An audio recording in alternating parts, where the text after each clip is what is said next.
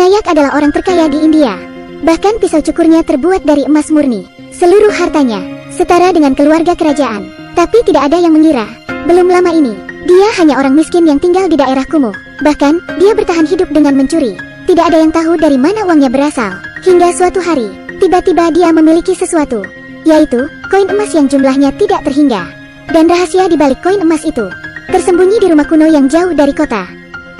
Ada satu dewi di India, namanya Dewi Kemakmuran. Dia adalah simbol kekayaan yang tak terbatas, dan juga simbol makanan tak terbatas. Bumi adalah rahimnya.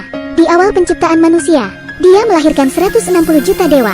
Tapi dia hanya mencintai anak pertamanya, dewa keserakahan, namanya Hastar. Tapi Hastar terlalu serakah. Dia memiliki Dewi Kemakmuran. Sebagai simbol kekayaan tanpa batas itu tidak cukup. Dia masih ingin makanan sepuasnya. Sikapnya itu membuat dewa lainnya merasa terganggu. Mereka bersatu untuk mengutuk Hastar kembali ke bentuk aslinya. Sang dewi yang mengetahui ini menyelamatkan Hastar, tapi dengan satu syarat, yaitu Hastar tidak akan pernah bisa untuk disembah oleh orang-orang. Bahkan, dia akan dilupakan oleh orang-orang selamanya. Kemudian, Hastar terkunci di perut sang dewi. Dia menahan lapar tanpa akhir. Beberapa lama kemudian, mendadak muncul desa yang aneh. Di sana, mereka justru mengistimewakan dewa yang terlupakan ini. Akhirnya, desa ini dikutuk oleh para dewa. Di sana selalu turun hujan. Walau demikian, mereka masih bersikeras untuk menyembah dewa keserakahan itu. Melalui Hastar, penduduk desa bisa masuk ke perut dewi. Hari ini hujan deras. Vinayak dan Sadasif membawa makanan untuk seorang nenek. Nenek itu adalah nenek buyut Sarkar, seorang tuan tanah di desa Tumbak. Untuk memberi nenek itu makan, mereka sangat takut. Konon, nenek itu bisa memakan manusia. Vinayak dan adiknya mengumpulkan keberanian, lalu berjalan ke ruang bawah tanah yang terkunci. Tiba-tiba, ibunya datang. Dia sangat marah lalu memukul mereka. Lalu ibu masuk dan membawa makanan untuk nenek itu. Ibu juga memotong kuku untuk nenek. Nenek itu bertelanjang kaki, dan kakinya pun dirantai. Pada malam hari, nenek itu terbangun. Dia terus membuat suara tangisan. Tangisan yang sangat menakutkan. Sambil memegang kapak, ibu mendekati nenek, lalu mengatakan sesuatu kepada nenek melalui celah pintu. Soja, karena Hastar aja. Tiba-tiba, nenek langsung tertidur. Tidak ada suara. Keesokan harinya, Sarkar meninggal tiba-tiba tanpa peringatan. Kejadian ini membuat ibu Vinayak merasa putus asa untuk tetap tinggal di Tumbak. Sudah tidak mungkin lagi. Jadi, ibu memutuskan untuk meninggalkan Tumbak. Saat mau pergi, Sadasif kepeleset dari atas pohon. Dia jatuh dan tidak sadarkan diri. Sambil memeluk putranya, ibu langsung membawa Sadasif pergi ke kota untuk berobat. Vinayak mendapat tugas dari ibunya untuk mengantarkan makanan kepada nenek itu. Sebelum ibunya pergi, ibu mengingatkan Vinayak untuk memberi nenek itu makan. Vinayak mulai bingung. Dia takut karena nenek itu konon bisa memakan manusia. Vinayak bertanya lagi tentang nenek itu. Apa yang harus dilakukan jika nenek itu bangun? Ibu hanya menjawab singkat. Teriakan, Hastar akan datang jadi pergilah tidur. Maka nenek itu akan tertidur. Bagi Vinayak, ini adalah tugas yang berbahaya, tapi tidak mungkin ditolak. Vinayak hanya bisa pasrah. Karena terlalu takut, dia tidak sengaja menumpahkan tepung. Vinayak buru-buru membersihkan dirinya, tapi dia terlalu banyak membuat gerakan, sehingga membangunkan nenek itu.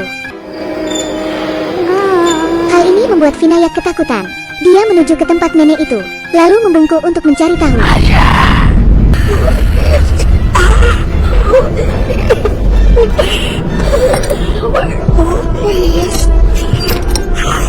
Sebelumnya, Vinayak diberitahu oleh ibu, jangan pernah membuka pintu nenek itu.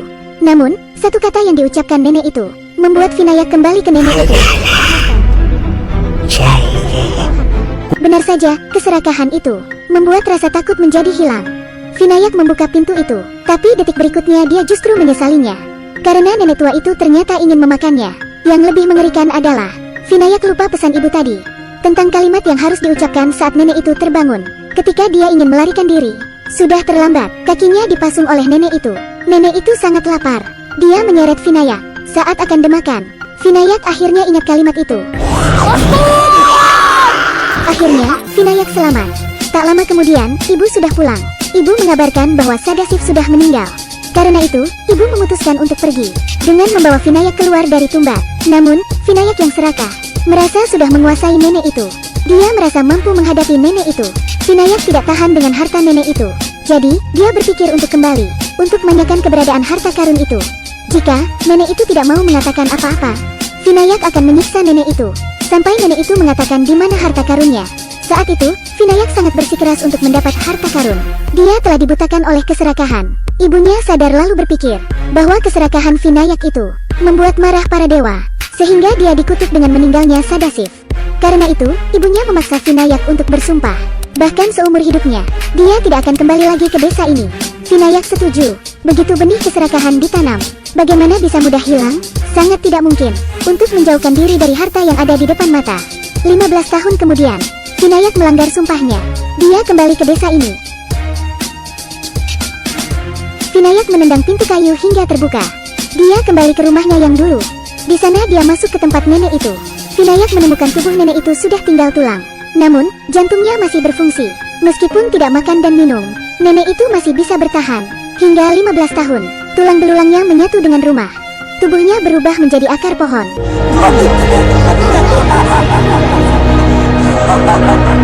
Nenek itu sudah menebaknya sejak lama, bahwa Vinayak akan melakukannya untuk harta. Kembalilah padanya, karena kata keserakahan sudah menjadi tradisi turun-temurun pada keluarga Vinayak, dan tujuan Vinayak datang ke sini memang untuk menemukan harta karun. Setelah Vinayak beranjak dewasa, dia hidup dalam kemiskinan. Akhirnya, dia terpaksa melanggar sumpah. Dia kembali untuk mendulang emas. Nenek itu tahu apa yang ada di pikiran kecilnya. Jadi, nenek itu memberitahu rahasia harta karun itu. Tapi ada satu syarat, yaitu Vinayak harus membakar nenek itu sampai mati. Dia telah hidup selama ratusan tahun, dengan rasa lapar yang tak ada habisnya. Itu sangat menyiksa. Dia tidak ingin hidup lama. Nenek itu memberi informasi kepada Vinayak tentang keberadaan harta karun itu. Menurutnya, harta karun itu ada di sebuah sumur. Setelah itu, Vinayak menepati janjinya. Dia membakar sampai mati nenek itu, memberikan nenek itu kebebasan. Setelah beberapa saat, Vinayak dapat menemukan beberapa koin emas, lalu berubah menjadi penguasa lokal yang lalim. Setelah kaya raya, Vinayak memanjakan dirinya sepanjang hari, membiarkan dirinya mabuk emas. Rakhav, seorang saudagar di tempat Vinayak tinggal, sangat cemburu melihat Vinayak. Bahkan belum lama ini, Rakhav justru berutang pada Vinayak. Dia bahkan tidak bisa makan. Karena itu, Rakhav berubah menjadi anjing penjilat. Dia perlu mendekati Vinayak. Kecemburuan dan keserakahan, seperti Rayap, yang terus menggerogotinya. Jadi untuk mengetahui rahasia kekayaan Vinayak, dia membuat jebakan melalui seorang janda. Rakhav menjual janda itu kepada Vinayak, agar Vinayak tidak mengunjungi Tumbat dalam 2 hari. Sehingga Rakhav dapat mengunjungi Tumbat. Rakhav tidak tahu bahwa Vinayak sudah tahu rencananya. Vinayak tidak bodoh. Dia melihat Rakhav masuk Tumbat sejak lama. Vinayak berencana masuk ke sumur tempat harta karun itu, lalu menghitung koin emas itu agar dilihat Rakhav. Tidak lama kemudian, Vinayak merangkak keluar sumur, sengaja menaruh emas di bajunya, lalu mengeluarkannya agar Rakhav dapat melihat. Sepertinya Rakhav terpancing rencana Vinayak. Benar saja, setelah Vinayak meninggalkan sumur, Rakhav tidak perlu menunggu lama, langsung menuju ke arah sumur itu. Dia melihat sumur itu seperti tidak ada dasar sumurnya. Dia sedikit takut, tapi keinginannya untuk mendapatkan emas bisa membuatnya mengalahkan rasa takut. Dia turun menggunakan tali. Semakin masuk ke dalam sumur ini, justru semakin aneh. Dinding sumur ini memancarkan cahaya merah. Tiba-tiba sumur itu menyempit. Rakhav benar-benar tidak bisa melangkah lebih jauh. Hal itu membuat Rakhav panik dan terjatuh. Dia membawa lentera dan melihat sekelilingnya. Dia merasa ngeri melihat dinding di sekitarnya. Dindingnya seperti berada di dalam perut. Ada bagian yang terus menggeliat. Bahkan, ada juga yang mengeluarkan lendir. Setelah melihat-lihat, Rakhav tidak menemukan apa-apa. Jejak koin emas pun tidak ada. Saat dia mundur, dia menemukan sebuah kotak besi. Apakah emas tersembunyi di dalam? Setelah dia menyentuhnya, dia langsung membuka kotak itu dan melihat isinya. Apakah ini boneka? Ternyata semua ini adalah jebakan yang dipasang oleh Vinayak. Itu adalah boneka yang terbuat dari tepung. Saat Rakhav memegang boneka itu, akan memancing Dewa Serakah, Hastar untuk keluar. Karena kelaparan abadi memaksa Hastar untuk memakan makhluk apa saja. Vinayak menjadi kaya raya dengan mencuri. Dia mencuri koin emas dari Hastar. Tapi untuk keamanan dirinya, setiap kali Vinayak turun, dia akan menggunakan tepung mentah, lalu menggambar lingkaran perlindungan di tanah. Karena musuh dari Dewa Serakah adalah tepung mentah. Jika tepung yang sudah dimasak, lalu dibentuk wajah, itu dapat menarik perhatian Hastar. Saat Hastar memakan tepung itu, kain pinggangnya akan terbuka, dan koin emas yang tak terhitung jumlahnya akan tumpah. Vinayak bergerak cepat saat koin itu tumpah.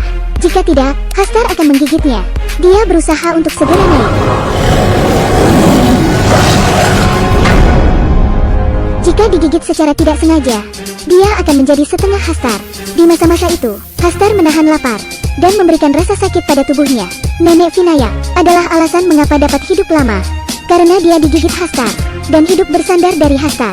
Demi kekayaan, Vinayak, dia menjalani hidup mewah. Motor yang dia punya berubah menjadi mobil. Putra Vinayak, Pandurang, selalu berlatih seperti yang dikatakan ayahnya. Dia berlatih memanjat tali dan mengambil koin emas. Jelas Vinayak ingin menggunakan Pandurang untuk meneruskan kegiatannya. Tapi dia tidak menyangka bahwa Pandurang lebih serakah darinya. Ini pertama kali bagi Pandurang untuk mengikuti ayahnya berburu harta karun. Tidak disangka, Pandurang membawa tepung boneka diam-diam, dan itu memancing Hastar dan hampir membunuh mereka. Ayah bergegas menyelamatkan diri tepat waktu. Tetapi demi koin emas itu, mereka kembali lagi. Pandurang menarik ikat pinggang Hastar, dan koin emas yang tak terhitung jumlahnya tersebar tumpah. Dia mengambil koin emas itu, lalu dia segera mengikuti ayahnya untuk keluar dari sumur. Pandurang berpikir dengan dia mendapatkan koin emas, dia akan dihargai oleh ayahnya. Ternyata tidak, Pandurang justru dipukul oleh ayahnya. Ayah sangat marah, karena Vinayak hanya berencana latihan. Bahkan, dia tidak berniat untuk memancing Hastar dengan boneka tepung. Namun, Pandurang terlalu serakah. Dia tidak mendengarkan ayahnya. Dia diam-diam membawa adonan yang hampir menyebabkan tragedi, membuat Hastar keluar, dan hampir membuat kekacauan besar. Namun, keserakahan Pandurang semakin mendarah daging. Dia tidak hanya serakah akan uang tetapi juga dengan seks. Dia benar-benar melihat sikap ayahnya. Dia menyukai wanita simpanan ayahnya. जब मैं बड़ा हो जाऊंगा तुझसे ब्याह करूंगा. Kata-kata itu berhasil membuat wanita itu terdiam. Tapi dia juga membuat Vinayak marah. Dia menyeret putranya. Dia memukul putranya tanpa ampun, agar tidak terus dipukuli. Pandurang berteriak seperti hantu. Koin emas di pinggangnya. Mengapa kita tidak mencuri kain pinggangnya saja? Namun, ayahnya justru membuat pukulan besar. Karena Hastar makan sangat cepat, tidak ada waktu untuk mencuri kain pinggangnya. Untuk mencuri kain pinggang Hastar, Pandurang menjelaskan rencananya. Mereka membawa lebih banyak adonan. Salah satu bertanggung jawab untuk memberi makan, dan yang lainnya mengambil kesempatan untuk mencuri kain pinggang. Ayah mendengarkan rencana itu. Sepertinya masuk akal. Benar-benar layak menjadi anak Vinayak. IQ-nya sudah mengikuti ayahnya.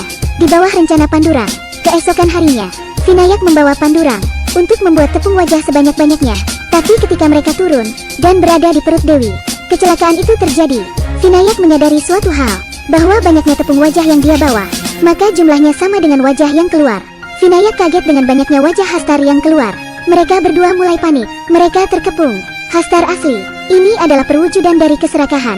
Dia akan mengikuti keserakahan manusia, dan perubahan terjadi. Mengetahui bahwa hari ini tidak bisa dihindari. Setelah berpikir sejenak, ayah memutuskan untuk memberikan putranya kehidupan. Vinayak akan menghadapi para Hastar dengan mengikat semua tepung wajah pada tubuhnya, berniat untuk menggunakan dirinya sebagai umpan, agar menarik perhatian semua Hastar, sehingga Pandurang dapat memiliki kesempatan untuk melarikan diri.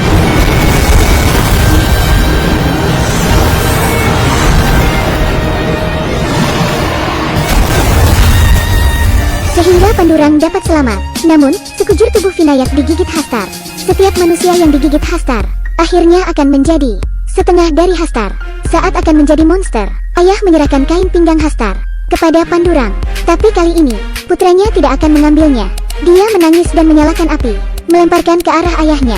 Dengan mengorbankan nyawa Vinayak, Pandurang mengerti bahwa keserakahan manusia tak akan pernah berakhir dengan tidak memiliki koin emas. Ini akan lebih baik. Hal itu mengganggu mereka, para Hastar, dan kutukan dari generasi ke generasi. Film ini berjudul Tumbat. Film India ini adalah salah satu film horor terbaik yang mendapat beberapa penghargaan. Pengaturan latar sangat sesuai, efek suara juga tepat. Terlebih, plotnya mengandung makna yang dalam. Dengan tragedi 3 generasi ini, kita diberi makna melalui cerita tentang sifat manusia yang tamak. Faktanya, dalam pikiran semua orang, ada dewa serakah. Hanya diri mereka sendiri yang tahu bagaimana menghentikannya, agar tidak terjerumus lebih dalam. Itu saja untuk cerita hari ini. Selamat melakukan aktivitas.